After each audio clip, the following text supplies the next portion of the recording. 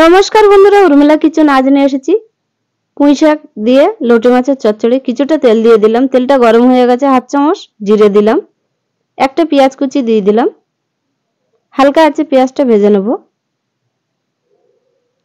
Half চামচ আদা দিলাম, এক চামচ রসুন দিলাম। আদা রসুনের গন্ধটা না থাকে ভালো করে ভেজে নেব। স্বাদ মতো লবণ দিলাম, হাফ চামচ হলুদ দিলাম, হাফ চামচ জিরে দিলাম, এক চামচ কাশ্মীরি লঙ্কা দিলাম। মশলাটা ভালো করে কষে নেব। মশলাটা ভালো করে কষা হয়ে গেছে, কেটে রাখা পুঁই শাকগুলো দিয়ে দিলাম। এবার একটু নেড়ে দেব। ঢাকনা দিয়ে 10 মিনিটের মতন ঢেকে দিলাম হালকা আঁচে।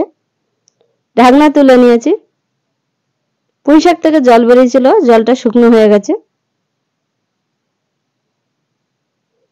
সবজিটা ভালো করে কষা হয়ে গেছে।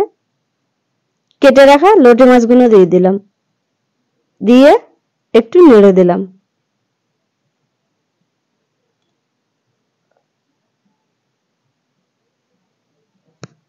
লোটে মাছ থেকে জল বেরিয়েছে, জলটা ভালো করে শুকনো করে নেব। সবজিটা হয়ে গেছে। হাফ চামচ গরম মশলা দিয়ে দিলাম।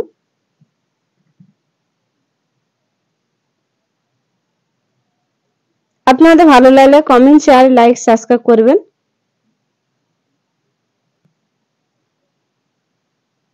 সবজিটা হয়ে গেছে, নামিয়ে পরিবেশন করব। আপনারা ভালো থাকবেন, সুস্থ থাকবেন।